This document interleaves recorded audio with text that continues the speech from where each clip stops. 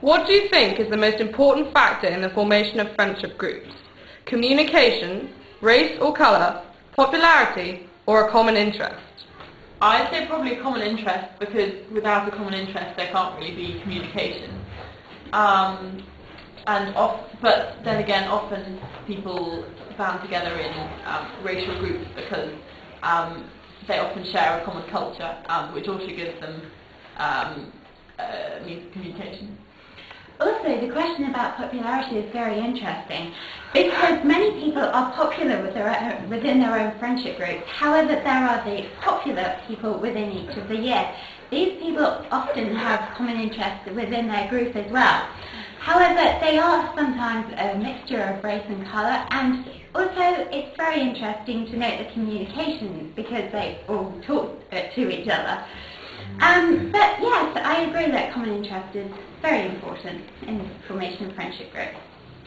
Do you think capable sports people are glorified in this institution? Well, I believe that people who play sport generally have more friends because they're more exposed, not glorified in that sense, but they're more exposed to they spend more of their time with other people, building up teamwork and leadership skills and everything, and they, in the process, just get to meet a lot more new people. I play squash, and I just met loads of younger years, and they played with me for quite a lot of other things, and it's not glorified in that sense. You do know a lot more people.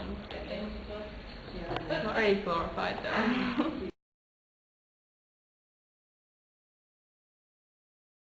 How applicable do you think the concept of survival of the fittest is in this environment? That rather depends on what you mean by the fittest, doesn't it?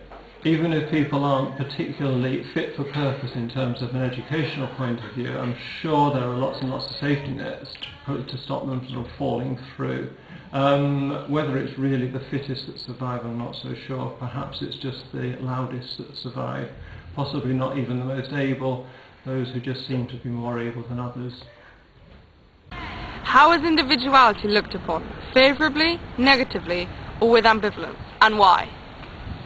I think it really depends on how the individual the person is. I know I'm quite judgmental of people who go a bit beyond what I would say is the norm. So I think, ambivalent, definitely, because it depends how well you pull it off, really. Some styles can really suit some people, and others can't, and yeah. Do you think their personality has anything to do with it? So do you think individuality of style? Yeah, I think it totally depends on personality. I think if you go really wacky in style, but your character kind of suits it and you still remain confident and everything, then you can pull it off. And if you are confident in that way of being, then people are going to accept it. But I think if you go off the rails in some weird fashion that no one has ever seen before, and then you're really shy about it as well at the same time, I think people are going to just think you're strange.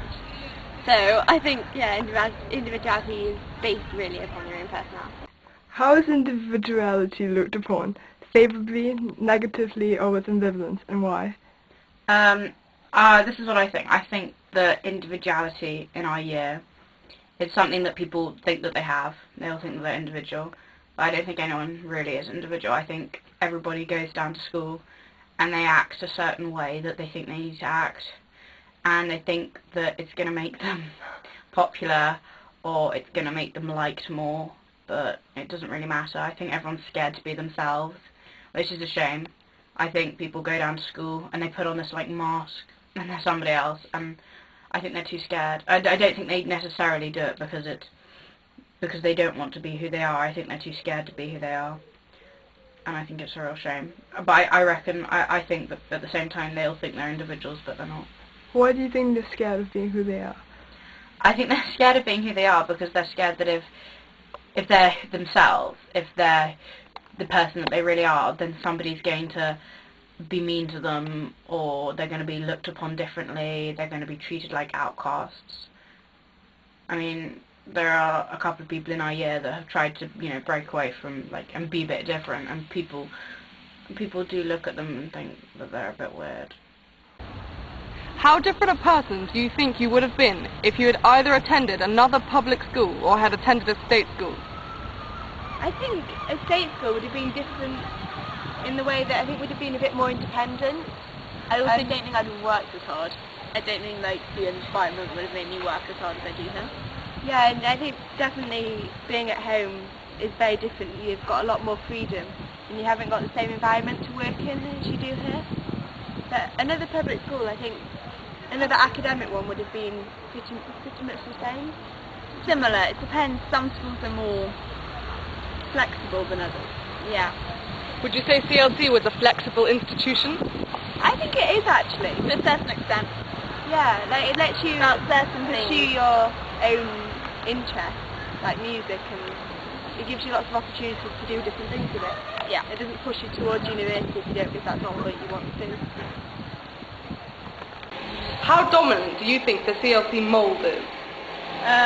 Very. For our school.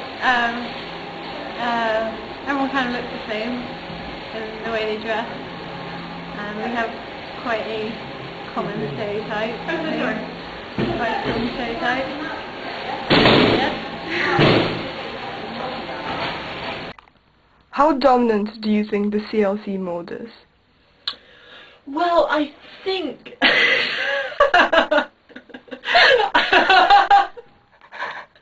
Sorry. Okay, don't worry, keep recording, you can just edit that out. I think that there is a mould, and that certain people fit into it or are moulded to it either way, but I don't think it's necessarily a complete must. You know, I think some people break the mould. Yeah, I think people break the mould, and I think Quite a lot, actually. also, I think that the mould isn't necessarily a bad thing. I think it kind of, a lot of it sets you up. It gives you the qualities. And kind of, you know, like any institute, it promotes certain qualities, and if you think that that's a form of moulding, then I guess that's the case. But there's all, you know, in every society, you've got the stereotypes like the accent, the Cheltenham ladies' college accent. That's true, and I think those things, you know, are going to happen anywhere. You know, even within a country, you know, you'll have. I mean, maybe it's inevitable, but because we all come from similar backgrounds, you know, and I think, you know, that's part of the thing that contributes towards. And we have a similar goal, you know. Most of us, you know, are here to learn, have fun, make friends, that kind of thing. Yeah. Most of us, and you know, and I think it's Although there's different. I think there's possibly different moulds as well.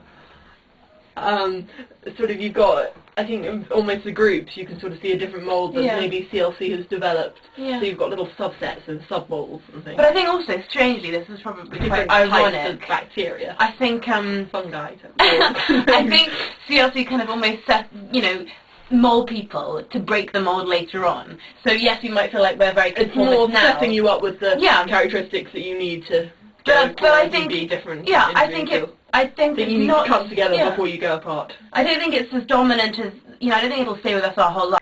I don't think the mould will stay with us for our whole lives, but I do think that, well, I think parts of it will perhaps, but I do think that when we are here, it is fairly dominant. Yeah, although you can see quite a lot of, sorry, it's me, you can see quite a lot of characteristics in old girls, maybe not so much for the school, but in other schools, you know. Yeah. You can tell someone was an Etonian, or you've got the real stereotype. Yeah, I see what you mean, but you've got to think, is that a conditioning, though, of more a public school mould than an individual school. Although actually, I think there's definitely some variation between schools, unbelievably so. Maybe not so much in the appearance and the way you present yourself, but what in your you do and morals. Yes, very much so. There's a mould there that can be seen very much a difference between different public schools, and then between public schools and the maintained sector. And I think kind of going to boarding school, it has more of an influence over you than perhaps other schools. 24/7. Yeah, and you know it's as dominant an influence as your parents are and things like that. And yes, you might say to yourself now, okay, we're not going to listen to them. You know, we don't care what the teachers say or think. But the fact is, they have said and they have thought it, and we have taken it into account. Whether we, you know, kind of decide to act on it when we're here, it has gone in, and I think, you know, that counts for something. Mm-hmm. Although it is possible to break the mould. Yeah, I think definitely. There is definitely a little crack, hairline fracture somewhere in that wall. And I think and it will be. I think we're all very different, so I think it depends. Group of mutineers. I think it depends how exact this mould is. If it's a very specific one, then I don't think many people fit into it or into the same one. Yeah, if it's broader, I think there's room for kind of, you know, a bit of diversity within that same mould. Here we go. This is Minnie and Libby reporting from the land of the posh. This is CLC like you've never seen it before. We're also incredibly intelligent and beautiful, stunning, the cream of the cream, the top-notch froth on the bottom of the Veuve Clicquot. And we're going to tell you what we think about life, the universe, and everything else. And the towel. Page 42, darling.